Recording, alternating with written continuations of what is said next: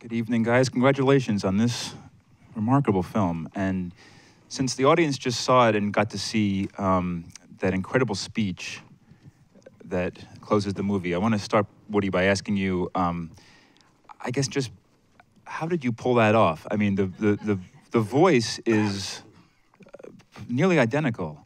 Was it constant listening to Johnson? Well, yeah, I was. Can you guys hear? Do you need this or no? Yeah. Okay. Yes. I forgot how to project. Anyways, theater. But you know, I did listen a lot to him, and as Rob will attest, I was kind of obsessed with thinking, man, I don't sound like him. I'm not sounding. You know, and it's ironic because, you know, we're both from Texas, and yet I felt like, you know, he's from the hill country, and I'm like from Houston suburb, and you know, I just didn't feel like I was sounding like him. So I was kind of obsessed and constantly listening and constantly, you know, worried about it. And he was just like, stop worrying about it. Yeah.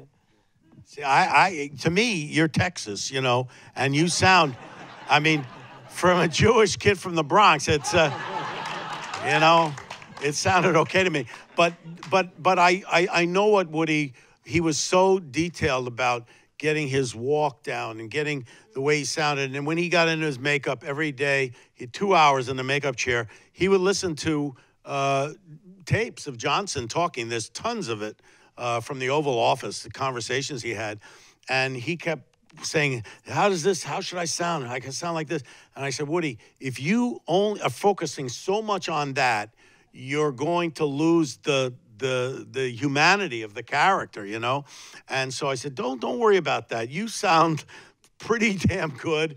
And then I just, you know, he played out of himself, and that's what makes, I think, what makes the performance so great, because it's not a voice, it's a person, you know? And you did it. You did. I mean, it's unbelievable what you were able to accomplish. So, Rob, I mean, you've been made a film in the White House, I think once before, with the American president, a fictional story. What drew you to this, you know, this portrait of a very multidimensional historical figure? And then also, how did you think of Woody? Because I don't think you guys ever worked with each other before this. Not before that. No, we hadn't worked together before that. But here's the thing. I wasn't drawn to this. It kind of got drawn to me because, you know, I was a child of the 60s. I was of draft age during the Vietnam War, and I hated Lyndon Johnson. I hated him. I only saw him as this guy who could send me to my death, you know, if I got drafted. And so I had a certain image of him and a view of him that when the script was by Joey Harstone, they said, you'd be interested in doing a movie about LBJ? I thought, oh, I don't know about this. And then I thought about it. I thought about it for quite a while.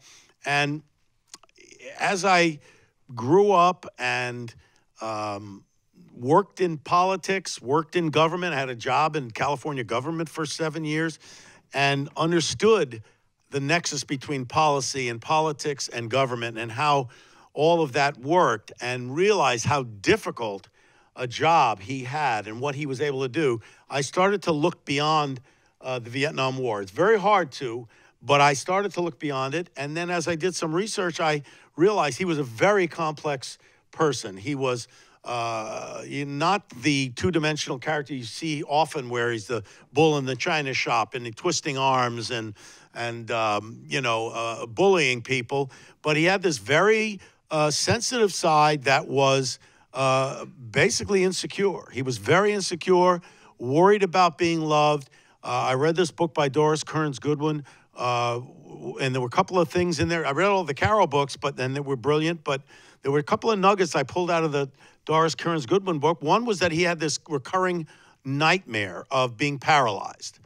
And the other was about, in real life, he felt at times his mother didn't love him. She held back certain times her love. And we talk about it in the scene. This is one of my favorite scenes in the movie. And so I thought, this is a very complex person. And if I'm going to tackle a president, I should tackle the one who had the most direct emotional effect on me. And I had a different view of it. And then I called Woody up because, first of all, I did want somebody from Texas. I wanted somebody who understood that Texas mentality. But I also wanted somebody who had the humanity and who had the sensitivity and the humor that Woody brings to it, to be able to play this part, because this is who this character is. So then I call Woody up, and then he says, geez, I don't know if I can do it. I don't like Johnson, he says to me, you know? And then he had to go through his process of, you know, of deciding to do it. So did you share a lot of Rob's same opinions about Johnson? Yeah, I mean, it's hard to get over the genocide notion, you know?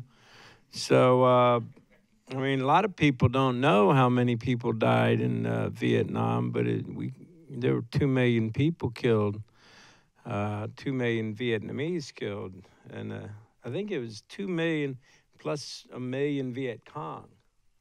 And, you know, in Korea it was 4 million.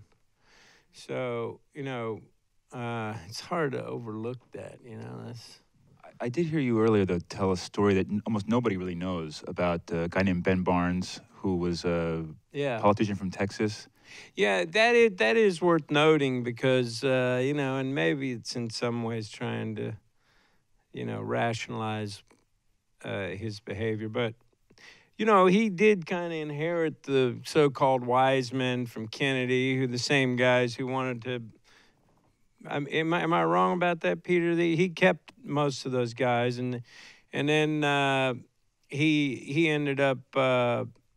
You know, these are the guys who are telling Kennedy bomb Russia. Yeah, during the Cuban Missile Crisis, I mean, drop atom bombs on Russia. Yeah, right. They were, and he was also. They thought he was going to go in with air support on the Bay of Pigs, and he refused to do that. So I mean, he was being pushed by a lot of hawks in the military. Trying to force his hand and such. But anyway, so this guy Ben Barnes, he's a very colorful character. He ended up being the youngest lieutenant governor in Texas history at 26. And he was there actually on the day, because the governor was out fishing somewhere, couldn't be reached. He was there on the day that Whitman got up on the tower and started shooting, and he was basically the guy in charge. That's another story.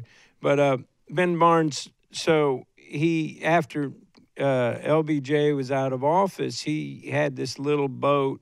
And even though LBJ was used to the lap of luxury, he sometimes liked to just slum it sometimes and go out on Ben's little boat on Lake Travis. So they were out there one time, and coincidentally, on the same day, came on the boat Robert McNamara. And they hadn't seen each other for a while, and so their talk turned into a full-fledged shouting pretty quickly. And everybody who was on the boat, I mean, it was a small boat, so you could hear everything, but they tried to move over to another part, give these guys space. And he says, the thing I remember most is him yelling at Ben Barnes, rather LBJ yelling at McNamara, all those boys, you know. He was like almost like on the verge of tears. On the verge of tears. He was very passionate about it, and so I do think he cared a lot, but on the other hand, you know, he couldn't figure out how to get out of it, and he didn't want to be the first president to lose a war. And I think, you know, his hero was FDR, and FDR beat the Nazis, and he wasn't going to be, like he says, I'm not going to let Southeast Asia fall to the communists. And he just didn't know what to do. He got stuck, and that's why he dropped out and didn't run for president. I mean, there was a big anti-war movement, and my parents were part of it. I was part of it, and we were backing a candidate named Eugene McCarthy, who was a big anti-war candidate. He was starting to, you know, pick up some traction, and then Bobby Kennedy jumped into the race. And the minute Bobby Kennedy jumped into the race, Lyndon Johnson bailed out because he knew that he could never beat a Kennedy, and he didn't feel like he was up to it. So he withdrew. I mean, the rivalry with Robert Kennedy is just one of the most fascinating aspects of this film. But so is, to me, the how condensed this timeline is. I mean, you have the Dornis Curtis Goodwin, you have Robert Caro's 4 or 5 volumes now. I mean, there's this wealth, and you chose, well, I guess you and the screenwriter chose to really just focus on about a couple of weeks. It's 2 weeks. It basically takes place in a 2-week period from the time that Kennedy arrives at Love Field in Dallas till the time that Johnson delivers that famous speech in front of the joint session of Congress. And there are flashbacks to when he was majority leader. There's flashbacks to when he deciding whether or not to run against Kennedy for president. But basically, it's that two-week period. If you were to do a full biopic of Lyndon Johnson, you'd have to have 10, 12 hours. I mean, to really get into, where he came from. He came from a very impoverished area, how he made his way into the House of Representatives when FDR was president and became senator in 1948, a very famous race against Coke Stevenson, who was the well-loved governor there of Texas, and became majority leader. There's a lot to deal with. And then, of course, Vietnam. But to me, this was a little window into who this guy was. We wanted to capture who he was, and if you have a contained period of time, you have a better chance to really understand who he was. It's really true. It's more powerful too. You get to really focus. So you've spoken also about how you finished editing this movie about 1.5 years ago. It played at the Toronto Film Festival last year, and other festivals, and then the world kind of changed. The world changed, and this movie, you don't know because you're only seeing this movie with Trump in the White House. I can tell you for a fact that we didn't change a frame of this film, and I've seen it many times before Trump became president, and since he's been president, it's watching a different movie. It's a completely different movie. And just the way you view it, the lens from which you view this, and knowing what's in the White House now, and knowing how a real president functions, and how government is supposed to work.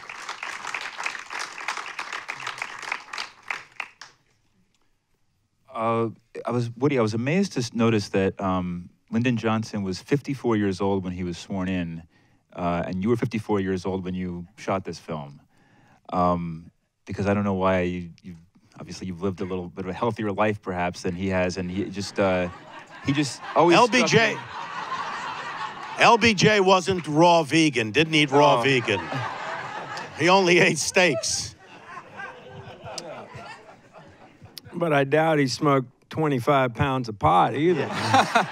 No, probably not. Yeah. But he had a lot to drink. He drank a lot.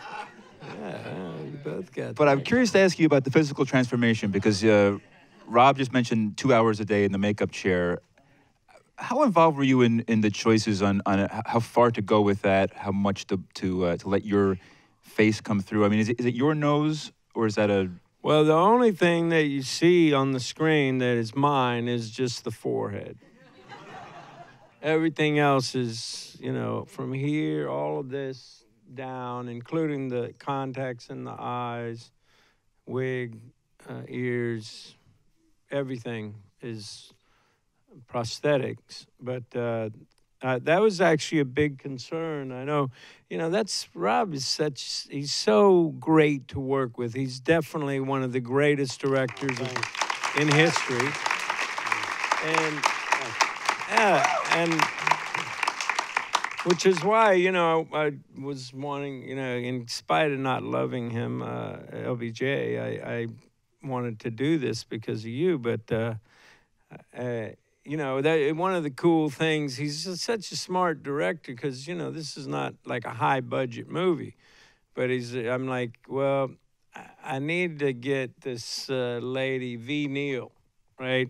Yeah, I don't know if you guys know V. Neal, but she's one of the great makeup people. She's won a few Oscars, and she's amazing. I met her on Hunger Games.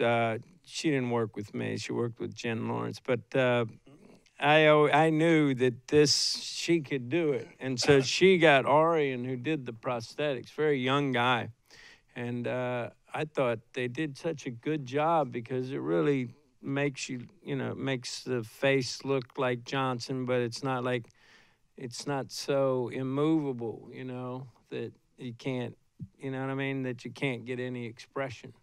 Yeah, and we took a bunch of passes at it too. We tried things. We tried something else. The hair, the ears. We kept refining it until we got it to where it just was seamless. Well, it's amazing. When I watched the movie, I kept wondering who is that unknown actress playing Lady Bird Johnson. I mean, I know. Yeah. I know. Isn't that weird? Jennifer Jason Leigh, who I've known since she's a young girl, who used to go with a friend of mine, and I used to hang out with her all the time. And I asked her if she would be in the movie, and she said yes, she wanted to. And I said, great. And I show up the first day of shooting, and she's got the makeup on. And there's no Jennifer Jason Leigh. It's Lady Bird. She's sitting there, and I never saw her the entire time. I never saw Jennifer. Yeah. I never saw her until we were flying back to L.A. after it was movie, and there you are. Yeah. And she was always in character and doing the voice, and just, man, is she great, man. Amazing. She's great. I have some cards here with some questions from the audience, so I want to ask you guys a few things. So this is someone named Alex wants to ask for both of you. Where's Alex? Where's Alex? Right there he is. This gets us into an interesting conversation. What is it like to shut down Dealey Plaza? That was nerve-wracking, unbelievably nerve-wracking, because I'd actually talked to the mayor of Dallas to get permission to do it, and he said, okay, but you have 6 hours because, we can't hold up traffic. And I said, okay, that means I've got to really plan this thing down to the dot the T's and cross the I's, whatever, cross the T's and dot the I's. Well, no, we get the idea. Yeah, you know what I mean. It's a detail thing. Anyway, I had 4 cameras, and so I knew I could maybe do at least 3 passes, maybe 4 of them going around. I had all the extras set where I wanted them. And I basically had 12 angles because I did it 3 times around. And we finished it in like 4 hours. We finished in 4 or 5 hours. But I was really proud of how we were able to pull that off, because if you look at it, and there were a lot of people. I don't know if you've been down to Dealey Plaza. First of all, it's very small. To imagine something that monumental historically to happen in that little place is pretty weird. But there's always these buffs, these history buffs and conspiracy buffs, and they're all there. They're always there. And they would say, no, the umbrella man stood over there, and the babushka lady was over there. So we got, we had a lot of technical advisors. But we said it all, and the people that lie on the ground with the red, that's, the red clothes. And we actually got a guy to dress up as Abraham Zapruder, and I placed him where Abraham Zapruder was. I gave him a camera, and he actually shot. I mean, digital, you can't see that it isn't a film camera, but he shot, and there were some shots in the movie that he took, like when the car comes out from behind the sign, which is right out of the Zapruder film. Is it? I mean, it must be spooky, right? Were you there that day at Dealey too? Yeah, he's you're following in the car behind. He's following the car. It was incredible. It was incredible because I mean, you saw the whole motorcade was there, and you see Jackie in her pillbox hat and her dress and everything, and like everything, it just looked just like it. Yeah. So people would be down there and they'd be like, "Oh my God, what is going on?" And to see Clint Hill, to see Clint Hill jump on the back of the car. I mean, we did everything exactly as we saw in the film. Well, let me ask you guys, because the movie JFK deals with the same, similarly 3 initial name, deals with this whole part of not so much Johnson's legacy at all, but something that you guys touch upon but don't really fully address. What do I heard you say earlier that there is one telephone call that between Johnson and someone else that's not available on the record. Yeah, it got excised from the records. I think that may be the only phone call that we know of got excised. It was between Johnson and Hoover the day after the assassination, and there's no record of it. They took it out. It's spooky. So was there any, on your part, was there any desire to sort of put something enigmatic in Johnson's eyes? Just, I don't know, just to sort of create any little mystery there? Oh yeah. Like, no. No. No. I'm trying to think of the look. No. We have our thoughts about what happened that day, but this movie is not about that. And, you know, it's interesting because if you watch, and I got a question on this when we screened it one time. They said, I noticed there were only 3 shots in Dealey Plaza. And that's what the Warren Commission said. There were only 3 shots. And only 2 of them hit the president and John Connally. But I felt that if we, you know, I have certain ideas about what I think happened, but if we were to put more than 3 shots, then all of a sudden the audience is taken to a different place and they start thinking about what happened there. And it takes the focus away from what it's about, which is this character assuming the presidency, the awesome burden of the presidency, and seeing that transition happen. And that's really what the focus was about. Another question this is from Khalil and Sarah.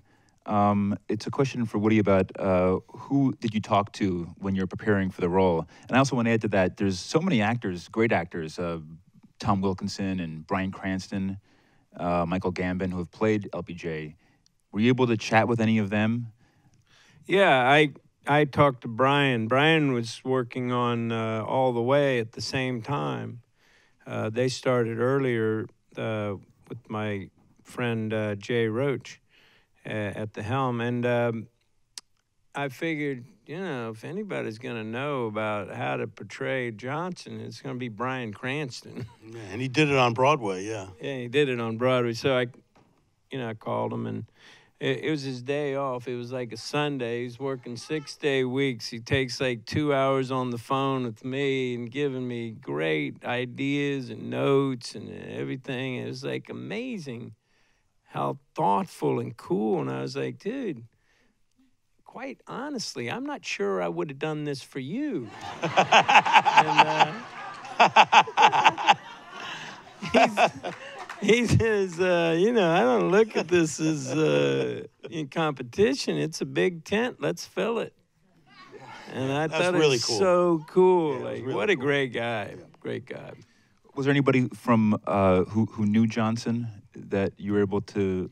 Yeah, I talked to a couple, 2-3 people who actually knew him. One was Ben Barnes, and then another was I can't remember the guy, but he knew him quite well. They had some great insights. Just you know, like if they said if he was here right now, like we were sitting around this table talking, and he says, you would just love him. The most lovable guy, so funny, the greatest storyteller, and you know, there's so many sides to him.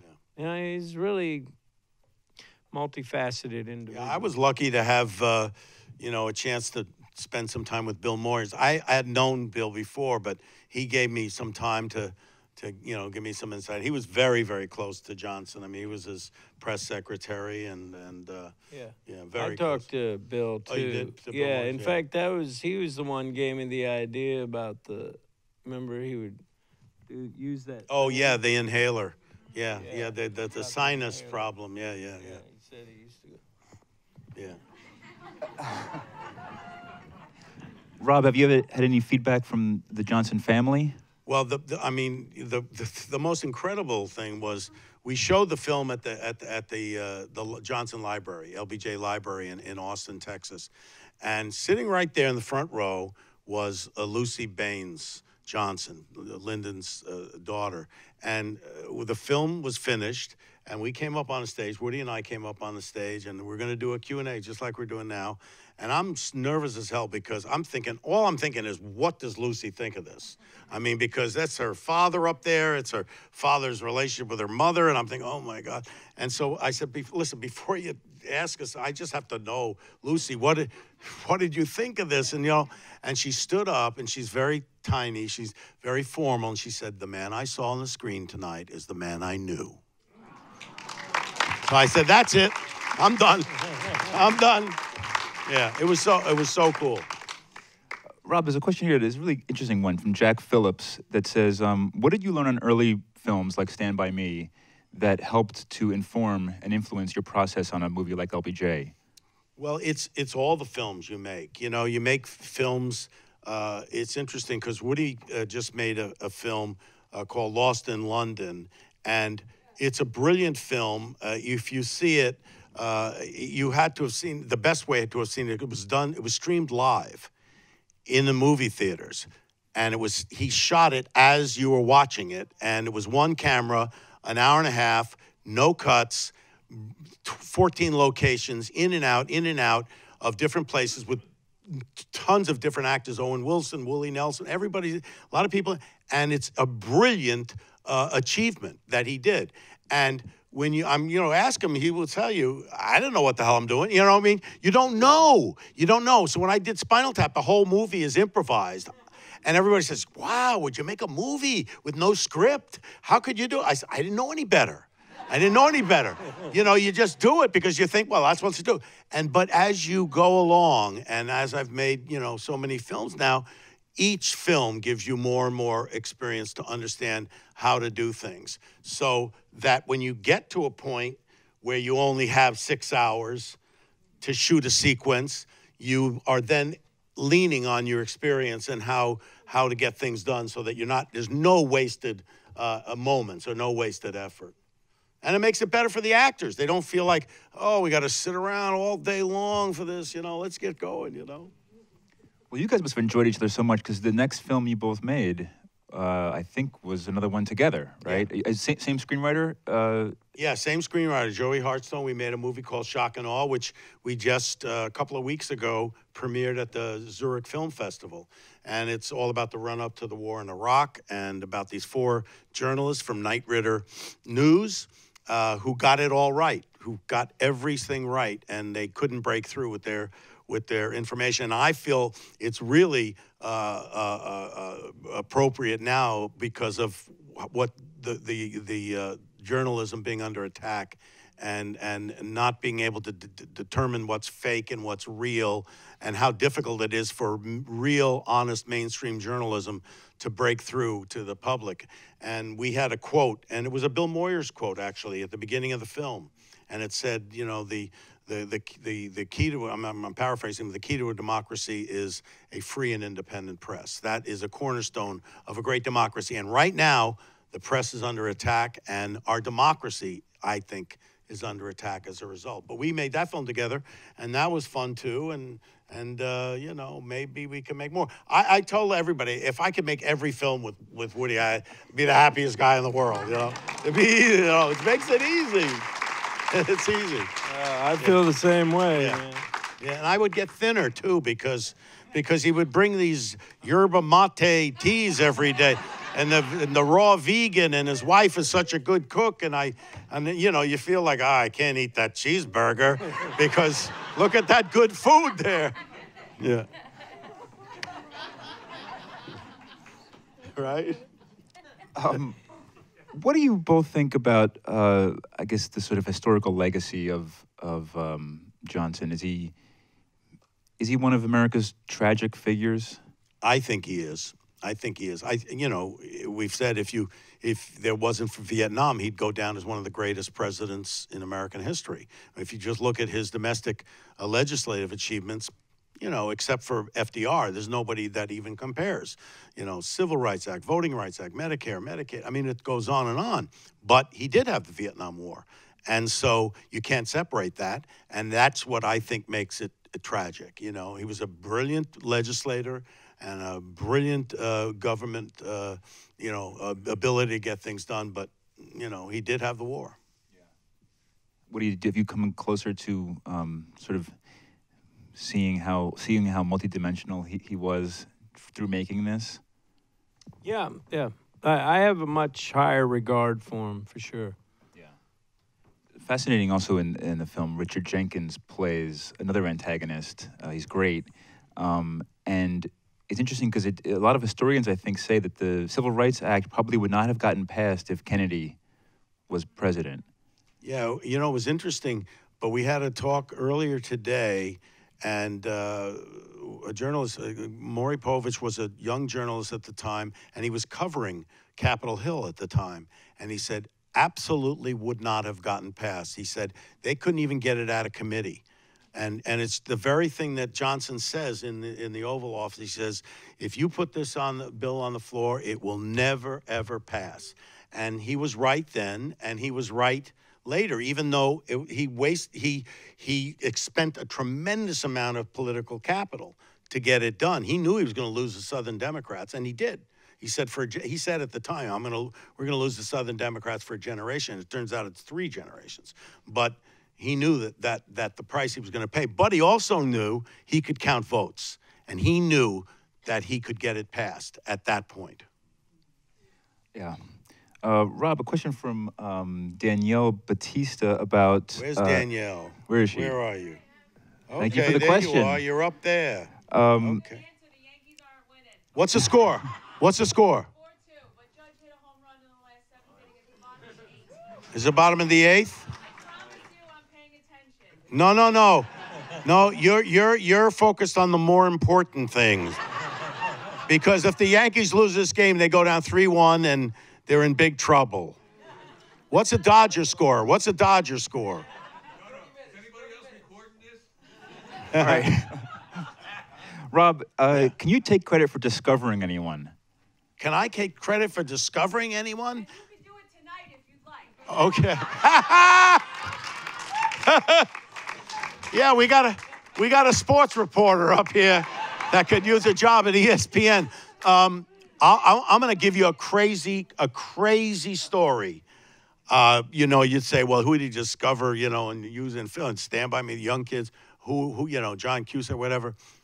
But I'm 16 years old, and I'm watching The Tonight Show. And when I was young, The Tonight Show was an hour and a half long.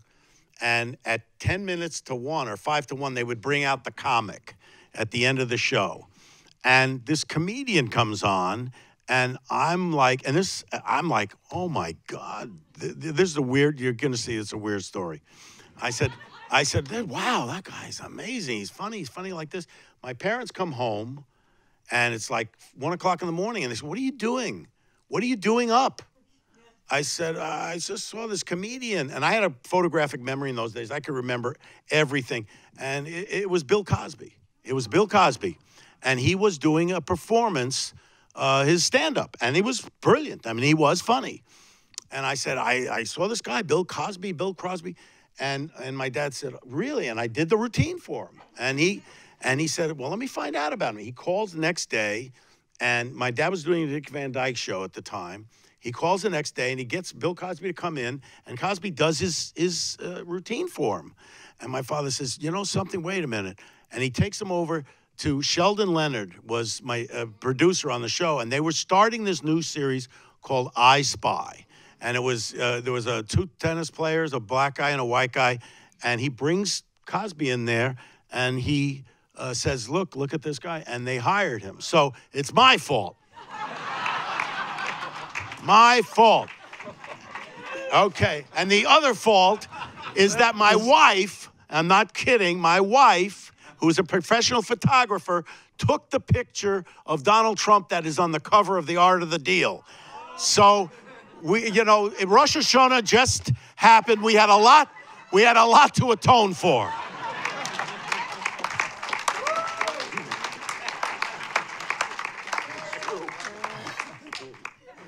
Anything to add to that? What do you?